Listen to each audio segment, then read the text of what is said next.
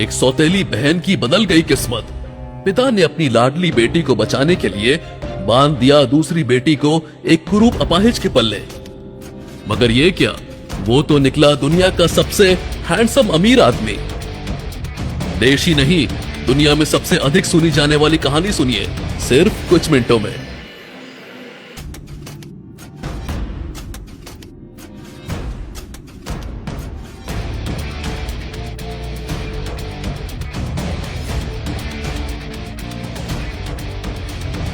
तेरी सुहागरात तो आज बहुत अच्छी होगी ना, इस अपाहिज और बदसूरत आदमी के साथ। बहुत मजा आएगा दीदी आज तुम्हें, तुम्हारी सुहागरात पे। तो ये मत समझना कि तेरी शादी हो गई है तो तू मुझसे बच गई। अभी तो बस तेरी शादी करवाई है इस बदसूरत और अपाहिज इंसान से। तेरा वो हश्र करूंगी मैं जिससे तेरा इंसानियत पे से भरोसा उठ जाएगा। आरोही के पास चुपचाप सुनने के अलावा कोई चारा भी नहीं था। अब वहां जाकर कोई नाटक ना करना। जब तक तेरा पति विक्रम मुझे कॉन्ट्रैक्ट नहीं दे देता तब तक। अगर तेरी वजह से कुछ भी गड़बड़ हुई तो तू तेरी माँ का चेहरा कभी नहीं देख पाएगी। आरोही ने अपने पिता की बात भी सुन ली। सौतेली बहन और पिता के बाद अब बारी थी सौतेली माँ की। देख बेटा, वहां जाके हमें भूल मत जाना, हाँ? और ससुराल में जो कुछ भी मिले ना तुरंत हमें भेज देना, वरना तुझे तो पता ही है क्या हाल होगा, है ना बच्चे? शादी के बाद आरोही अपने पति विक्रम के अंधेरे कमरे में गई। सिर्फ एक लाल रोशनी में विक्रम बेड पर लेटा था। उसने आरोही को अपनी ओर खींचा तो आरोही उसका चेहरा देखकर हैरान रह गई। वो बहुत खूबसूरत चेहरा था, जैसा लोग कहते थे, बिल्कुल उसके उलट। और आरोही को उसने कुछ पेपर दिए। ये देख आरोही हैरान रह गई। आप हाँ, यही है मेरा असली चेहरा और मैं अपने पैरों पर खड़ा हो सकता हूं। तुमने मेरे बारे में लोगों से सुना होगा कि मैं अपाहिज हूं और बदसूरत, लेकिन ये मेरा सच है। ये लो, इन पेपर्स पर साइन कर दो। ये क्या है? हमारी शादी का कॉन्ट्रैक्ट, 100 दिनों का। कॉन्ट्रैक्ट? शादी का? मैं कुछ समझी नहीं। हाँ, कॉन्ट्रैक्ट। इतना सरप्राइज होने की जरूरत नहीं है, क्योंकि ये बात तुम भी जानती हो कि तुमने ये शादी ना मुझसे प्यार के लिए की है, ना मैंने तुमसे। तो साइन करने में कोई प्रॉब्लम नहीं होनी चाहिए। और हाँ, फिक्र मत करो, हमारा ये कॉन्ट्रैक्ट पूरे होते ही मैं तुम्हें इतनी दौलत दूंगा कि तुम्हारी बाकी की जिंदगी बहुत ही ऐशो आराम में कटेगी। क्यों कर रहे हैं आप ये? तुम्हारी इस बात का जवाब नहीं देना चाहता मैं। और हाँ, तुमने मेरे बारे में लोगों से सही सुना। जो इंसान मुझे ज्यादा समझ नहीं आता, वो इस दुनिया में ज्यादा दिन टिकता नहीं। जो साइन दीस। डराने की कोशिश कर रहे हैं आप मुझे? कोई जरूरत नहीं है। पेपर साइन करना है ना, मैं कर देती हूँ, लेकिन डर के नहीं, अपनी मर्जी से करती हूँ। और आपने बिल्कुल सही कहा, मुझे भी आपसे शादी नहीं करनी थी, लेकिन जब ये रिश्ता आया मुझे हाँ कहना पड़ा, आपसे शादी करनी पड़ी। इसलिए मुझे कोई रकम देने की जरूरत नहीं है, मैं अपना पेट खुद पाल सकती हूँ। अब बेफिक्र रहिए। सुबह आरोही को उसकी सास इंद्रानी ने उसके मायके भेज दिया शादी के कुछ रस्म के लिए। दूसरी तरफ आरोही की बहन अनन्या आरोही के इंतजार में थी। हेलो राघव, तुम्हारी आरोही आ रही है अकेले रस्म निभाने के लिए। बढ़िया मौका है तुम्हारे पास। मायके पहुंचकर जब आरोही अपने कमरे में पहुंची तो उसके पैरों तले से जमीन सरक गई। राघव, तुम? मुझे पता चला कि तुम्हारी शादी हो गई है, तो बधाई देने चला है। वैसे सुना है कि तुम्हारा पति अपाहिज है, बड़ी दुख की बात है। वैसे तुम सुहागरात तो नहीं बना पाई होगी तुम, है? मैंने सोचा मैं तुम्हारी कुछ मदद कर दूं। राघव आरोही की तरफ बढ़ने लगा। आरोही राघव के नीच इरादे भाप गई थी। हालांकि इससे पहले वो कुछ कर पाती, राघव का हाथ आरोही के कंधे पर था। तो शुरू करें क्या? राघव आरोही को चूमने के लिए अपना मुंह उसकी तरफ ले जाने लगा। तभी अचानक उसके मुंह से एक कराहती हुई चीख निकली।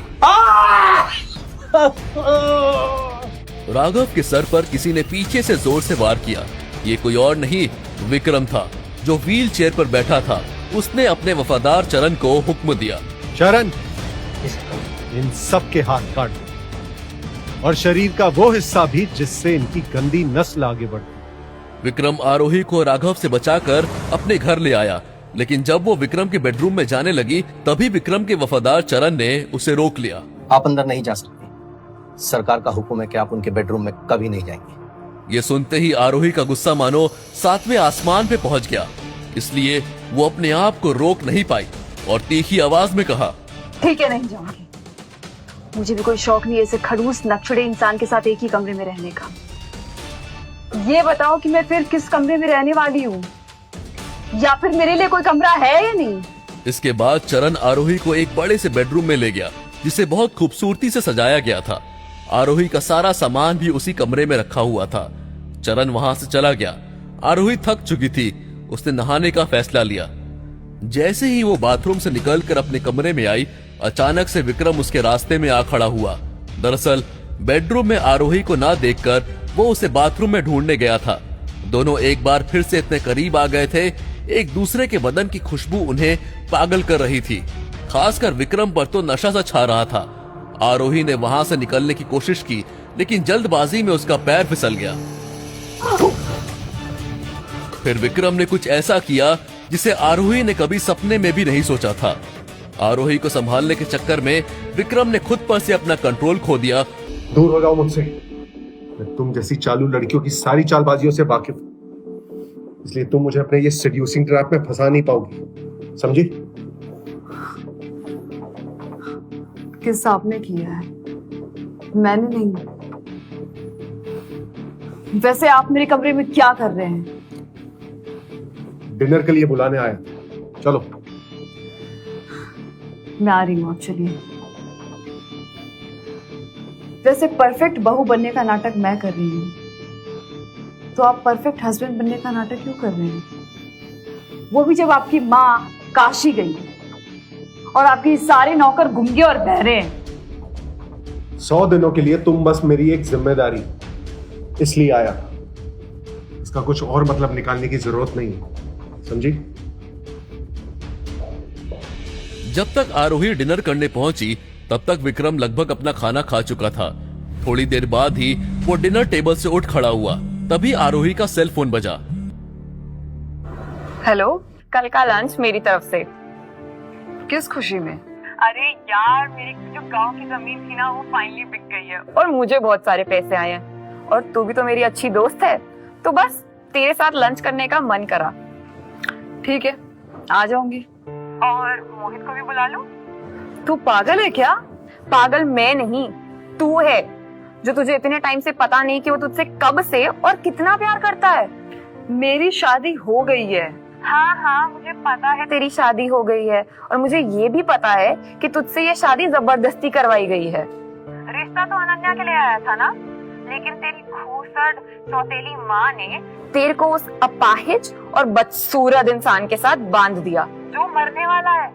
मेरे पति के बारे में ऐसे मत बोल प्लीज। Oh God. अच्छा, पति देव। देख, मैं तेरी दोस्त हूँ। मैं तेरे को बता रही हूँ कि विक्रम का कोई भरोसा नहीं है। वो कभी भी मर सकता है, और जिंदगी इतनी लंबी है, कैसे जिएगी अपने आप? ऊपर से तेरी सौतेली माँ, बहन और घटिया बाप। तू एक काम कर, तू ना बस मोहित के बारे में सोच। देख, तू मोहित को बुला लेना, लेकिन मैं नहीं आऊंगी। तुम दोनों साथ में लंच कर लेना, ठीक है? अरे यार, तू तो बुरा मान गई यार। अच्छा ठीक है, नो मोहित, सिर्फ तू और मैं। कल आ जाइयो हार्ट ऑफ इटालियंस में 1 o'clock। ओके बाबा, ठीक है। आरोही अगले दिन ठीक 1 बजे हाउस ऑफ इटालियंस पहुंच गई। पूजा आरोही को लेकर अपने रिजर्व टेबल तक पहुंची तो वहां एक प्रेमी जोड़ा खुले आम रोमांस करने में लगा हुआ था। इसलिए आरोही ने उन्हें टोकते हुए कहा, अभी आप लोगों का हो गया हो तो ये टेबल खाली कर दीजिए, अभी हमारी बुकिंग है। और इतना सुनते ही वो प्रेमी जोड़ा अलग हुआ। लेकिन जैसे ही उनके चेहरे पर आरोही की नजर पड़ी तो मानो उसके पैरों तले से जमीन ही खिसक गई। वो चौंकते हुए बोल पड़ी, उत्कर्ष, साक्षी, तुम लोग? हाँ तो इसमें चौंकने वाली क्या बात है?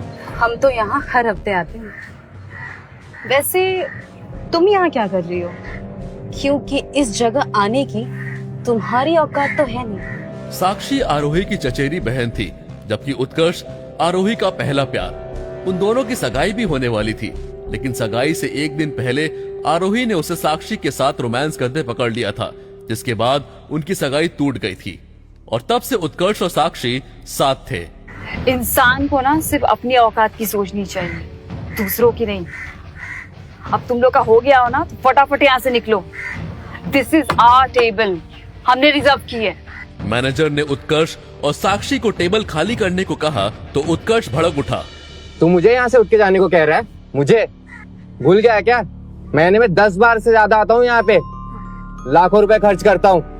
क्या चाहते हैं, यहाँ आना बंद कर दूं मैं? मैनेजर ऐसा कीमती ग्राहक गंवाना नहीं चाहता था।